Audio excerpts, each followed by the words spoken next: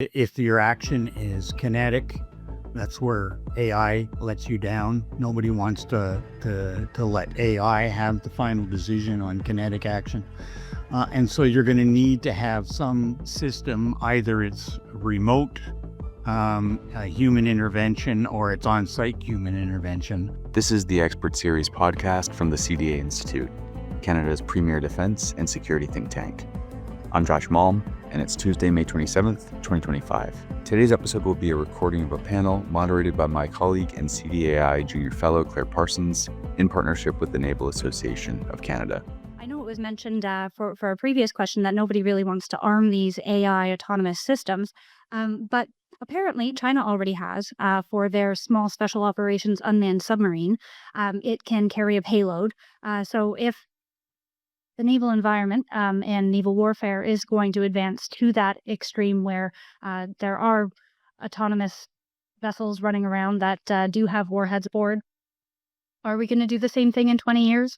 I'm not sure, but perhaps we should start considering that and considering how we can actually teach these programs how to be, discriminant and know who they are targeting. As drone technology and artificial intelligence rapidly evolve, the Canadian Navy is beginning to explore the concept of ghost fleets, uncrewed or optionally crewed warships that could transform how Canada defends its vast maritime spaces. Allies like the United States are already deploying these systems in operational squadrons, and Canada is now weighing in on how many and what kind of autonomous vessels it might need to stay effective in a changing threat environment.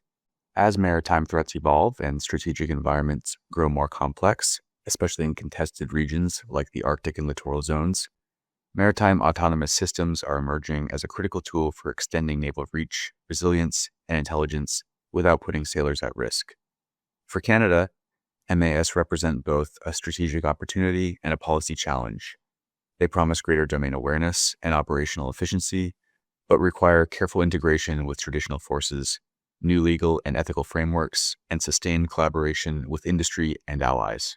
Today, Vice Admiral Bob Davidson, Commander Ryan Bell, and Kate Todd, fellow at the Canadian Maritime Security Network, join us to discuss how MAS can enhance Canada's maritime domain awareness, especially in the Arctic, the balance between fully autonomous versus optionally crewed systems in naval operations, the role of Canadian industry and R&D in developing advanced autonomous maritime platforms, and the importance of interoperability, standardization, and collaboration with NATO allies and Five Eyes partners.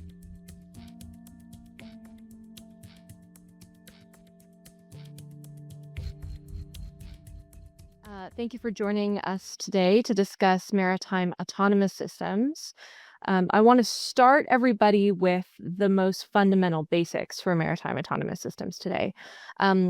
If you would not mind explaining to our listeners the basics of what a maritime autonomous system is and what it is that makes them autonomous in the first place.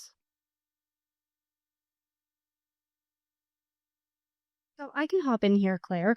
Autonomous maritime systems or maritime autonomous systems are any system that uses artificial intelligence to sort of replace humans in whatever they do.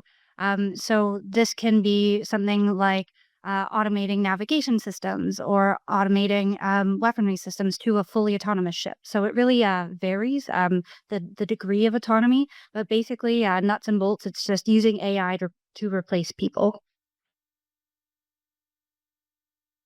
Okay, excellent. So just to broaden it up now that we have sort of our baseline operationalization of that term, what is it about maritime autonomous systems that is of interest to the Royal Canadian Navy? And how can these technologies be integrated into our broader defense scheme to complement more traditionally operated vehicles, either semi-crewed or entirely crewed? Yeah, I'll field that one in that, as we look to cover a large area of maritime space for persistent maritime domain awareness, we're looking to be able to conduct our operations efficiently.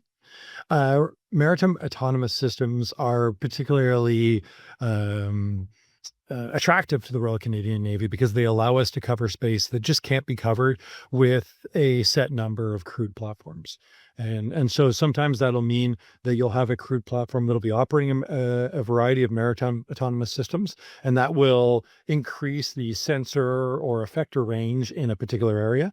And then in other applications, you can use maritime autonomous systems to be active in places that we wouldn't normally be able to have crewed platforms there for extended periods of time. Excellent. So keeping that in mind, Canada obviously cannot compete in capacity with certain allies and adversaries, that being the Americans or the Chinese. So when we talk about using maritime autonomous systems to take advantage of either long-term deployments or difficult deployments, is there an area of specialty that Canada is looking towards for its maritime autonomous systems? And if so, what kind of specialization are we pursuing, and how might our research and development reflect that?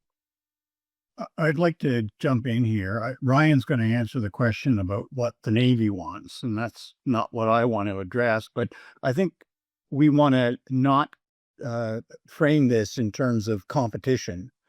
If we look at the situation that the Ukraine is in at the moment, when they're fighting a war essentially with Russia and using autonomous systems quite effectively across particularly the air, but also the maritime surface domain, we can see that a nation with a smaller budget, with less capability, can still be quite competitive in this domain because of the leverage that you can get by using what are essentially lower priced or less expensive platforms to broaden your capability and give you a layered capability across the domain. So I think we need to think of it in that kind of context for Canada, but I'll let Ryan talk about what the Navy wants and is looking at. Yeah, I mean that's a really good point in the fact that it's not all about just being able to count mass versus mass, but it's also about being able to punch above your weight. But from a Royal Canadian Navy perspective, we like to break down maritime autonomous systems into the 3Ds and 1R, so dull, dirty, dangerous, and repetitive. And so what maritime autonomous systems allow us to do is to take tasks that are things that are currently being done by sailors and by crewed platforms, are already at the point that can be easily done by autonomous systems, and then focus those responsive assets, the intelligence that is our Royal Canadian Navy sailor, into things that are less repetitive, less dull, and are a little more dynamic in their nature.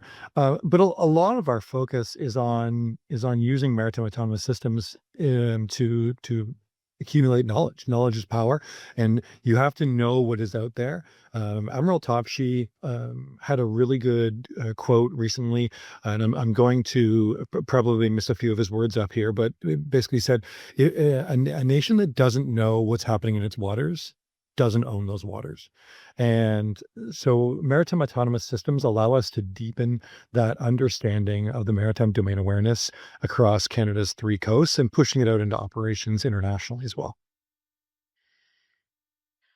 And just to hop in here, so I think that those points are all fantastic. But in terms of what Canada should focus on when it comes to developing maritime autonomous systems, I think that Canada for a long time has been trying to support different industries through the national shipbuilding strategy, as well as things like investing in Stellantis and trying to promote EVs and things like that.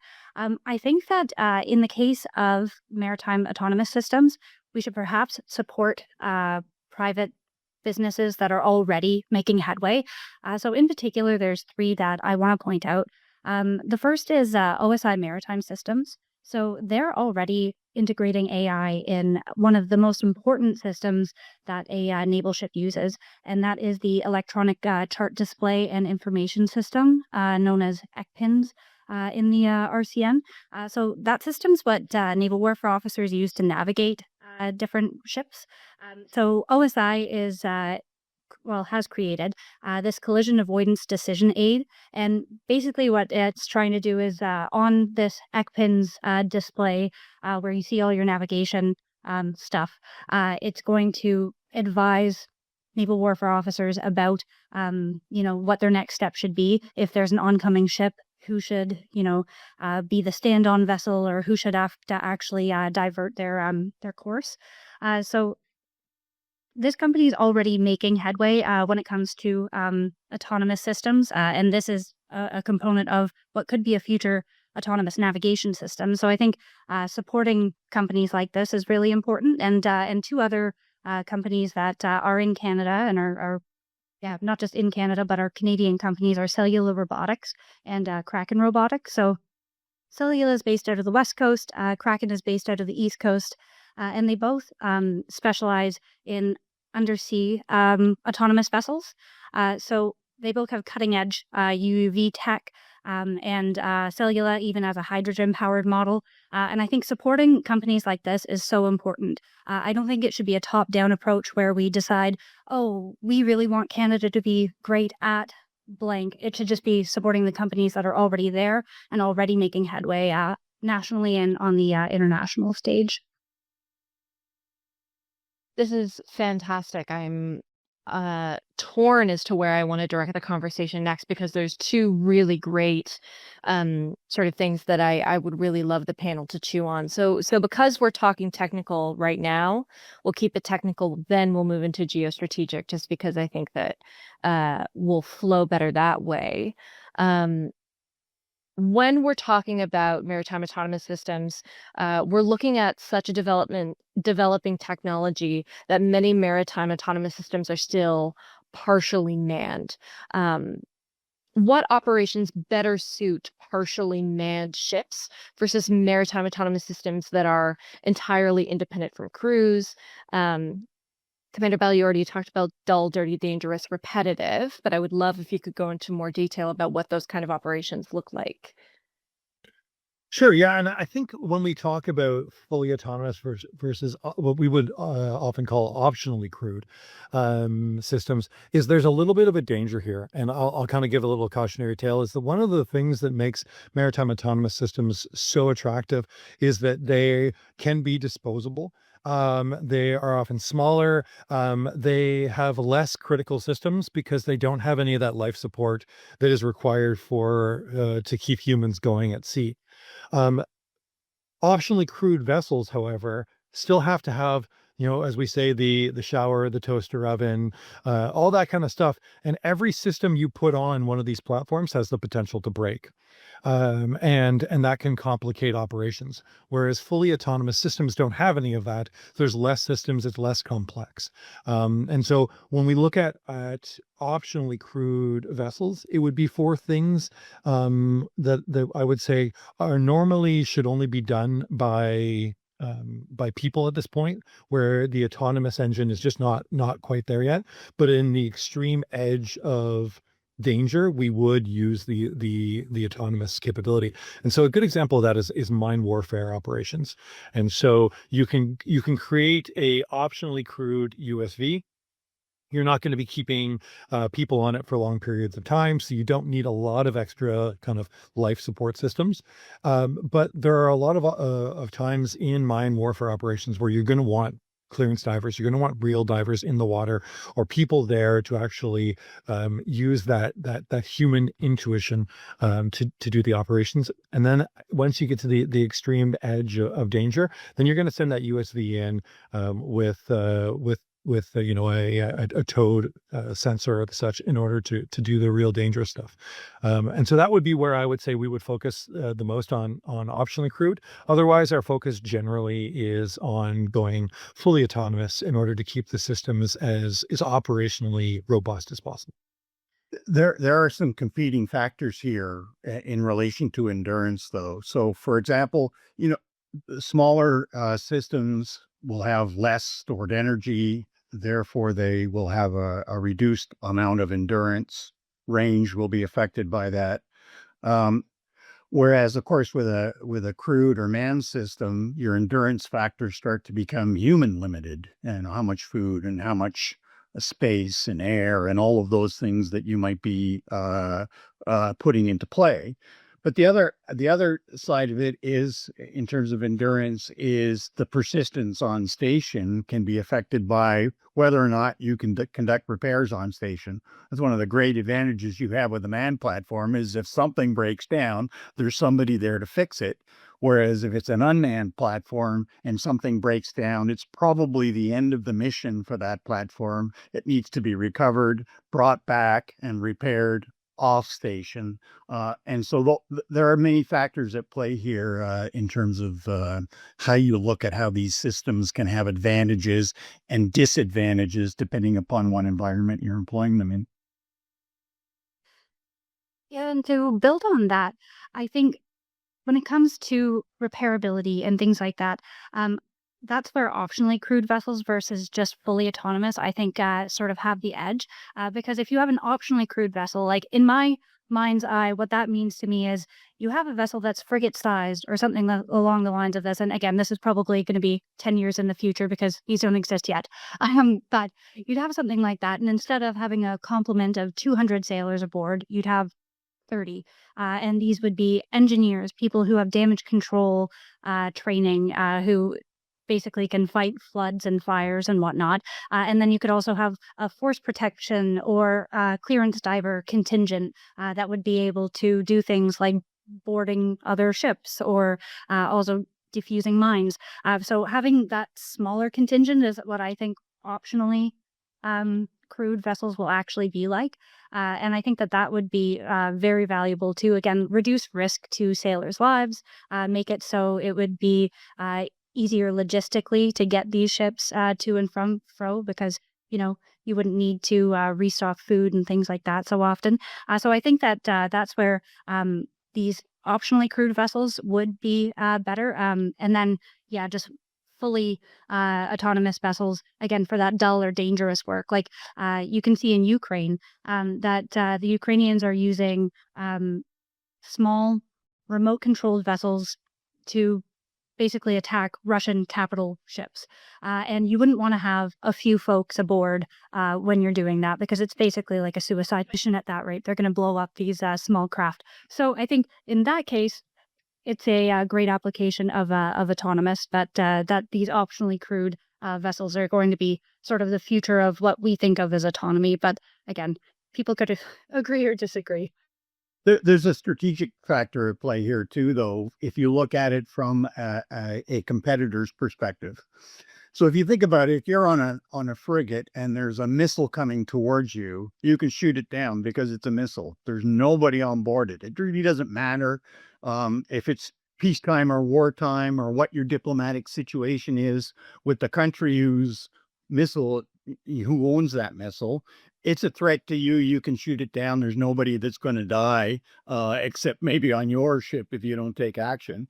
If it's a manned airplane coming towards you, you've got to then consider rules of engagement and whether or not you can afford to take that kind of action. So now put it into the Maritime Autonomous Systems domain, and you introduce this element of doubt in a competitor on whether or not the platform is manned or unmanned. If it's an optionally crewed platform, that can significantly affect how they can respond to it. If you think there is something like let's take an anti-submarine warfare platform like Blue Whale out there, is a particular kind of capability that I think it's Atlas does. But if it can be a operating underwater with a towed array. If you're an opposition force and you don't want that platform to detect your submarine that may be operating in the area, it's easy to shoot it. Whereas if it's a potentially manned platform, you got to take all of these kinds of factors into account. So it plays both ways. It's a double-edged sword. Let's talk about the aerial aspect of autonomous systems, because I think that the aerial aspects of the Navy's work often goes a bit underrated. Especially when we think about autonomous systems, aerial autonomous systems are incredibly common in the modern battle space. How can a naval maritime autonomous system work with an aerial autonomous system? Ask you to sort of expand on those thoughts there. You gave some great examples. What are the next pathways to sort of synergize these two technologies? And how might they operate in a dual use fashion, or how might they operate in a strictly military sense? Yeah, the Royal Canadian Navy has a lot of experience with UAVs. We commenced operations with UAVs starting in 2011, with the Scan Eagle, moved into the Puma in the late 2010s, and then this year we have a very large expansion of the number of UAV platforms that are operating out of the Navy, and that's going to continue for the foreseeable future. And a lot of those missions have been in pushing out that domain awareness capability. Is if you have a UAV that is able to go 80 nautical miles away from the ship, and it itself carries sensors that can sense an additional 50 nautical miles, you've now significantly extended your awareness bubble.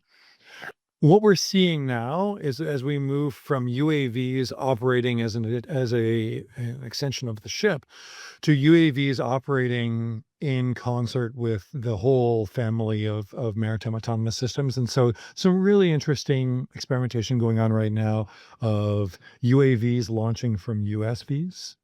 There is testing going on with a tethered UAV that can break the tether. And so you have a tethered UAV that can be on the back of a smaller USV. The USV can send it up in the air, and it can almost maintain persistent flight because it's tethered. But if there's something identified, it can drop the tether and off it goes to investigate. Things like this are really interesting as we look to expand our ability of maritime autonomous systems for that persistent maritime domain awareness. But also when we start looking at theaters of operations where we're going to be employing UUVs, USVs, and UAVs, that overall coordination is going to be really difficult. One of the challenges with UUVs is how are you going to get that data? How are you going to get that information? So raw acoustic data is incredibly dense data that is very difficult to transmit. And so there isn't a world where we are transmitting raw acoustic data from UUVs back to a maritime operations center in its fullest form. That's just never going to happen. And so that's where onboard processing is going to come on into play. But also one of the things that we've been looking at is the use of USVs as that link between the air and the undersea environment.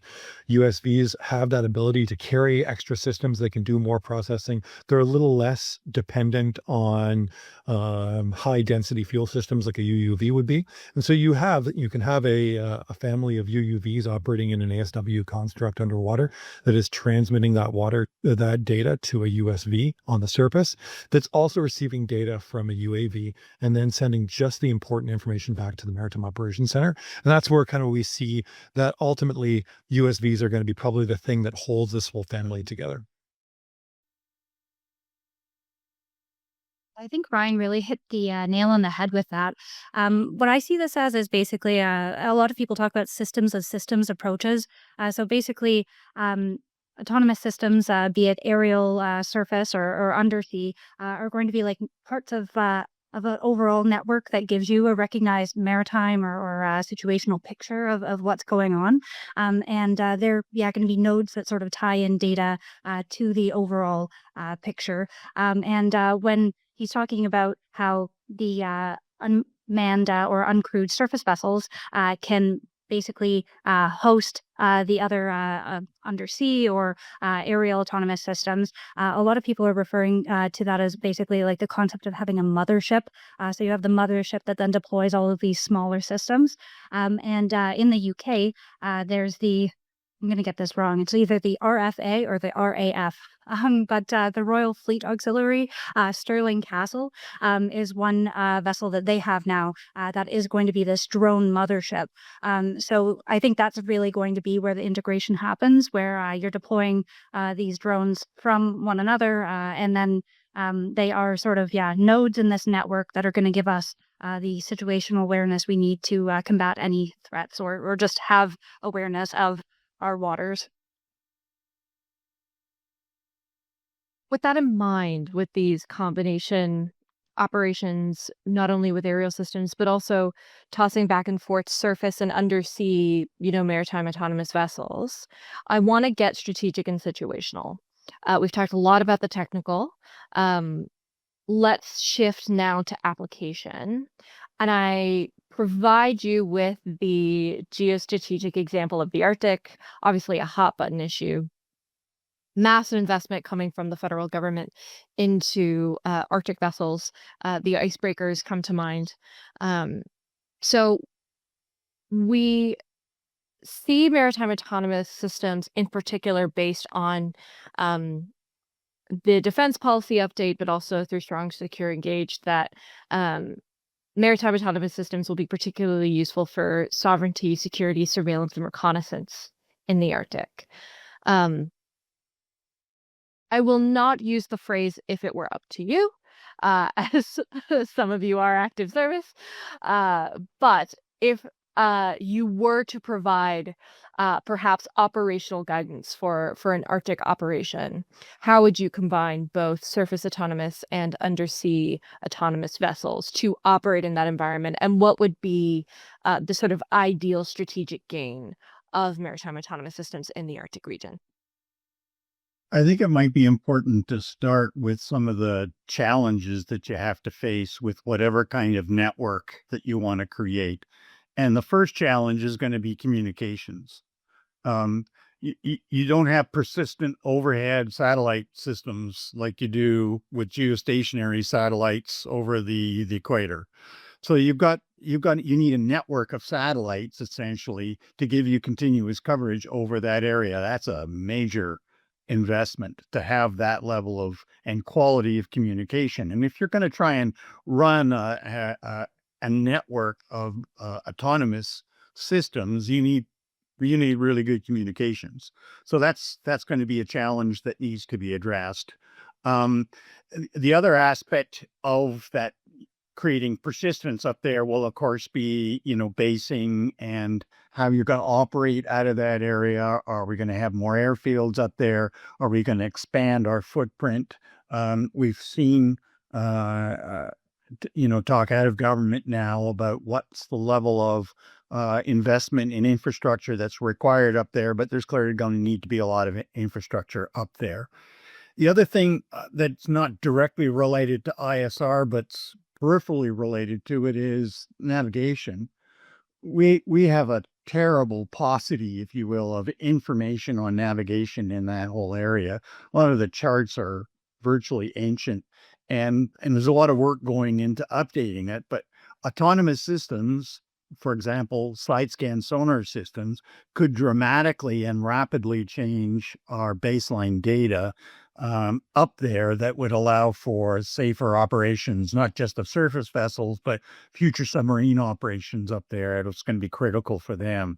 So there's a lot of baseline data that needs to be gathered as well. And we could be cracking on with some of that now, because that's stuff that can be stored on board the platform and downloaded later, and you can make your charts, et cetera, et cetera. So I think there's a ton of work that could be done even now going forward, even if we haven't addressed some of the weaknesses. But clearly, we're going to have to address the communications and infrastructure parts before we're really going to get maximum opportunity. The Our North Strong and Free defense policy had a series of projects in it called the Persistent Maritime Sensors Suite of Projects. And these projects were aimed at extending maritime domain awareness into the Arctic, largely through the use of remote and autonomous systems. And so we have a whole suite of projects that are currently underway, and the kind of the exploration phase is happening right now, where we are identifying the key challenges. We have a good idea of where we want to go from a capability perspective, but identifying those second order and third order things. So if you're talking about using, XL UUVs for underwater patrol in the Northwest Passage, then you also all of a sudden need to say, okay, how are we getting the UUVs up there? Maybe you can bring them up on a Harry DeWolf class ship on the quarterdeck, but at the end of the day, you probably need some type of refuel and repair facility up in the Arctic, and that gets us in touch with some of the other projects that the wider government's running, such as the Northern Operational Support Hubs project and a few others, and the Polar Communications Project. And so all of these projects need to work together. But largely, our view is that we would eventually field a suite of uncrewed, almost fully autonomous underwater vehicles that would do ASW and domain awareness patrols in the Northwest Passage, also utilizing cableless mesh network bottom sitting sensors at strategic choke points, and then increase sensors in the Harry DeWolf class and increase data transmission capability in the Harry DeWolf class in order to tie a lot of that together, as we rely on other projects that are already underway to also provide some of that back office and data transmission and maintenance and support features that are needed for this type of undertaking. And just to get a little bit more granularity on that, in January, Captain Drew Graham spoke at a Naval Association of Canada Ottawa branch event, and he gave a few details about different projects that are being considered by the RCN. And I'm sure, Ryan, you can sort of fact check me on a few of these, but there is the idea that there's going to be some type of underwater environmental awareness submarine-sized underwater vessel that could be a mothership for smaller underwater autonomous systems.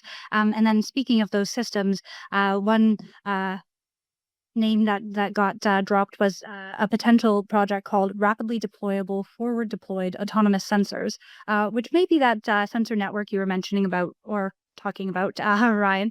But the photo that was along with these was that they'd be like sort of like small ball-like sensors that again would be deployed from this submarine UUV, and then so you deploy them and then you'd basically pick them up, and I guess afterwards go through their data and see what's happening up there. So that could just give a little bit of a more like real world example of what these projects could look like in the future.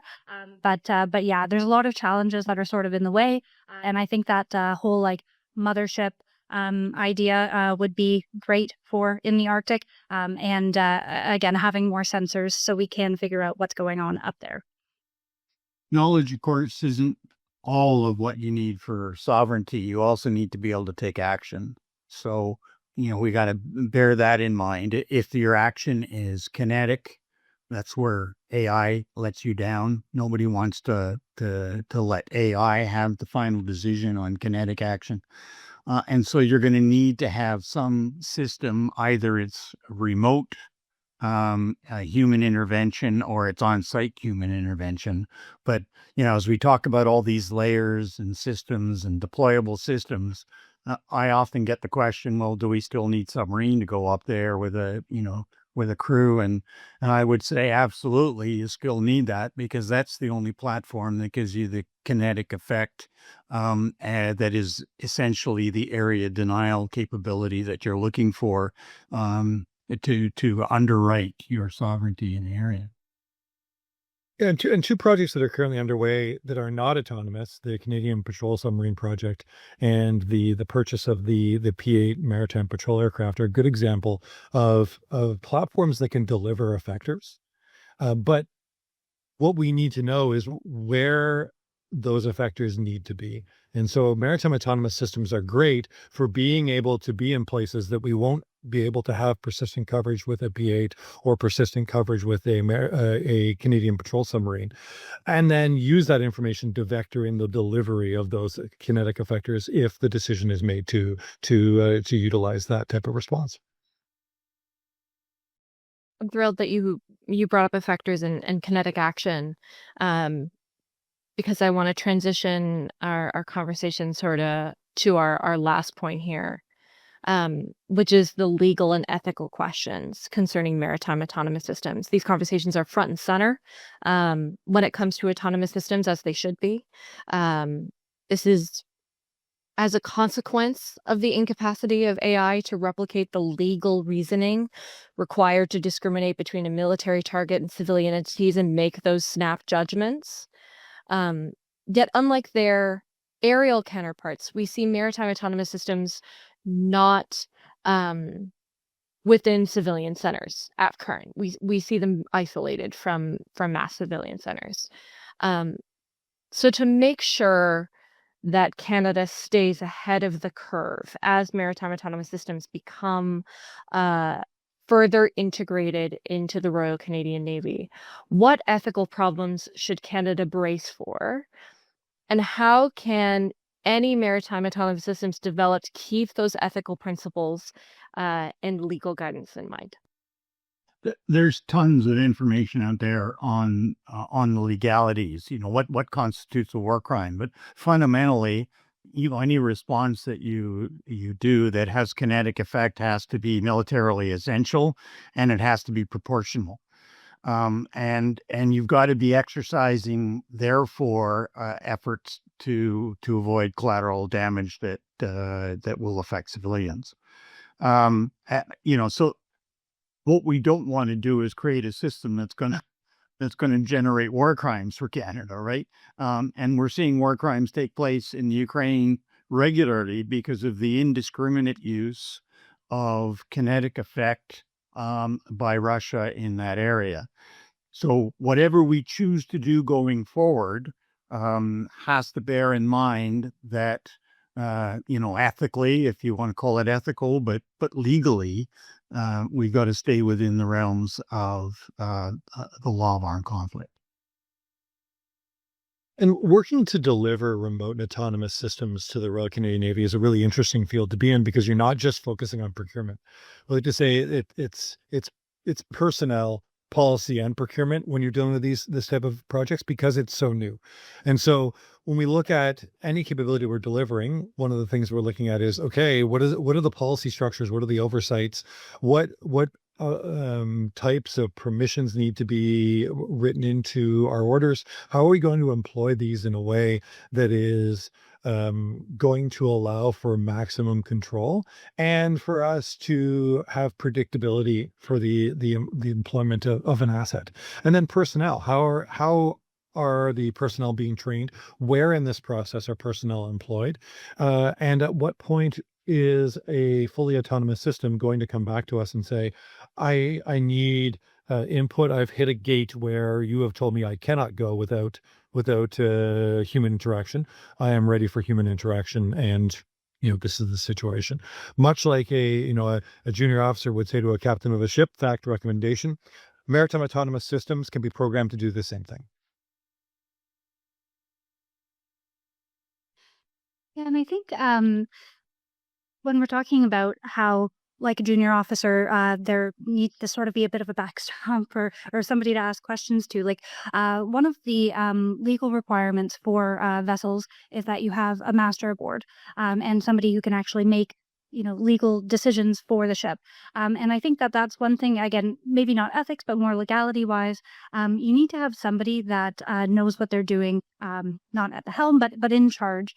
So the collision regulations, rule number 2 is something I'm going to paraphrase and sort of paraphrase it badly. But basically, it's like you have to be able to avoid any sort of risks, and you have to be able to do that by practicing ordinary, basically common sense for mariners. So if you don't have common sense because you're a computer program, how are you going to do that? So I think that we've got to figure out what we want these vessels to do and who we want to have responsible for them. So if you're not going to have anybody aboard, are you going to have a maritime operations center with people ashore that are monitoring them being the systems who can intervene if need be to make them remote controlled instead of fully autonomous, things like that. I think that's a consideration that we're going to have to look at. And then I know it was mentioned for a previous question that nobody really wants to arm these AI autonomous systems, but apparently China already has for their small special operations unmanned submarine. It can carry a payload. So if the naval environment and naval warfare is going to advance to that extreme where there are autonomous vessels running around that do have warheads aboard, are we going to do the same thing in 20 years? I'm not sure, but perhaps we should start considering that and considering how we can actually teach these programs how to be, discriminant and know who they are targeting and what to do there. Because there is a conversation about, do we need humans in the loop, over the loop, or on the loop of the observe, orient, decide, act loop when you're trying to figure out, do you actually want to engage a target? So I think that we should start thinking about, are we going to arm things in the future? And then if we are going to arm them, who's responsible and how do we want to square that circle about the ODA loop? So yeah, just my thoughts on that. Short of warfare, let's also recognize that there are other factors at play too, like environmental. So wildlife, the impact on wildlife in the area, and any platforms that we may have that, start damaging whale or populations or whatever they may be, right, is clearly not an area that we're going to want to be in. And also remember that if you're operating something like a submerged platform that's operating just below the surface with an antenna above, that it's also a hazard to navigation. And with increasing amounts of traffic in that area, surface traffic in that area, manned surface traffic in that area, that's a factor that's going to need to be very carefully managed. So if you're going to operate that platform there, you're going to need a solid surface picture. You're going to need to be aware of what's moving around and avoiding it to be, exercising proper caution. It's becoming... Oh, I apologize, Commander. I was just going to say that there's a lot of work being done both nationally but also across NATO for standardization documents to help inform these type of decisions and how these systems will operate. And so there's a lot of really, really good work happening with very, very intelligent people from a variety of countries that are sitting down and asking these questions, and then taking that data back to their countries and then asking, how is this data then intersecting with my own nation's national policies? And Canada's no exception to that. We're heavily involved in the development of those documents, and then also working with other government departments in order to determine the best way to integrate those policies. And so the question becomes, who does Canada look to for international norms for maritime autonomous systems? And is it NATO allies? Is it the Americans? Is it the British? Especially when it comes to ethical considerations where there may not be legal guidance yet. Well, I think you've already touched on it when you're talking about how others may choose to arm platforms. The answer is all of the above. And the other, so you want to be paying close attention to what everybody else is doing if you can. And then this becomes another area like intelligence sharing within the Five Eyes, if you will.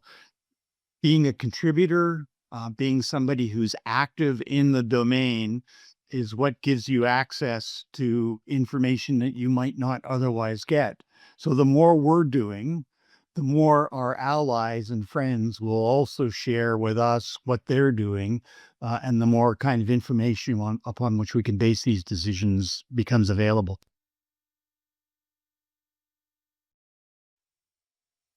I like to wrap up these episodes by opening the floor as what is an expert series without letting our experts discuss what they think may have been missed. So I make a last call in this moment for any statement about maritime autonomous systems that perhaps didn't get as much detail as you would have liked, or you would like to leave our listeners with as a sort of jumping off point if they want to know more. I think for me, what I would say is that we often tend to hear about maritime autonomous systems as something that is new, that is something that is we should be worried about because it's a development that's coming out of nowhere. And we have been working with quasi-autonomous and autonomous systems for 40 or 50 years in various extents in various areas of being at sea. Things have been slowly integrating autonomous natures into them for a long time. And so it isn't that we are all of a sudden at a juncture where we need to look at something that's brand new and say, oh, we've never had things that were not completely under the control of humans before, and we have to look at this completely new way. What we in my opinion, have to do is we have to go back and look at the decisions that were made in the past, look at how we encountered these previous change evolutions, and then apply them to what's happening now, and see that today is a continuation of a process that's been underway for a long time. Yeah, so I think sort of building off that, but also sort of complementary to that, naval warfare continues to develop, continues to be revolutionized by these advances in technology. And this advance in technology, along with growing great power competition, and, just advances in things like sensors and robotics and things like that, which I guess are related to AI advances and advances in autonomous systems, but are slightly distinct. But all of these advances, be it in technology or great power competition, really have made the maritime domain more dangerous in recent years. And I think, it is my solid belief that navies need to move towards having autonomous systems and getting away from the idea that traditional platforms are going to actually be able to serve them in the future. We need to be able to decide more quickly. We need to be able to react. We need to have better survivability, more lethality. So I think autonomous systems are the answer to all of that. So figuring out those background pieces, whether it is the infrastructure we need in the Arctic to make it so we can use them up there, whether it is, do we need to set up maritime operation centers, data centers, and then also the ethical, legal, and policy considerations. We need to set up these frameworks now so we're prepared in the next few decades to be able to actually combat threats, because it's not just our allies that are procuring things like this. China also has, which is probably the biggest potential adversary that we have. And non-state actors are using more and more autonomous systems. So we need to be on guard for that and capable to respond. And if we continue to rely on more traditional platforms, we won't be able to.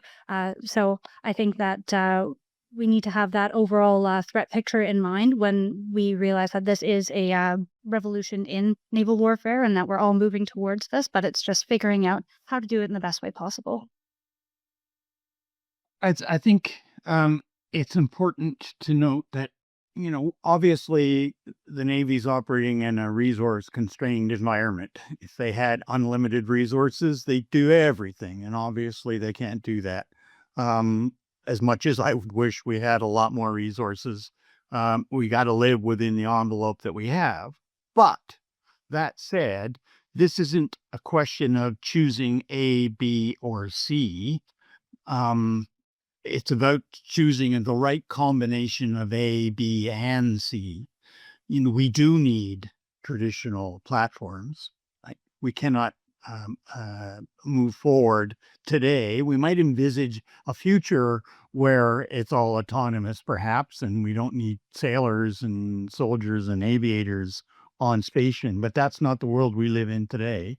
So we still need platforms, but we need platforms going forward that can employ the full panoply of capabilities, including autonomous vehicles. So, I'm always loving to bring stuff back to submarines because I'm a submariner, but, we still need to replace our submarines. We still need a new platform to go up there and provide the full range of kinetic effect. But what we don't want is to get a platform that can't deploy autonomous systems from it, because that's how you're going to range extend the platform. That's how you're going to force multiply the platform so that it can do a whole lot more for you when it's in the area. And so we need platforms that will have that full range, or at least the potential for a full range of capability, even if we can't afford some specific elements of it now. We need a platform that if we do get the resources downstream, we can put all of the capabilities into it to maximize effect. And it all comes down to maximizing the effect across the full domain. That will be critical.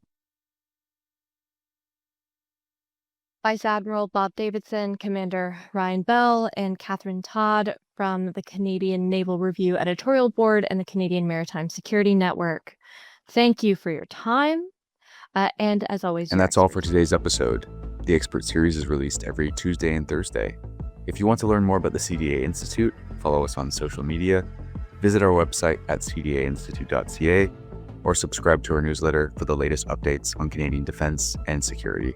If you have comments or feedback about what you heard in this edition, email Josh at cdainstitute.ca. This podcast was researched by our research assistants Claire Parsons and Gabriella Picton. I'm Josh Malden.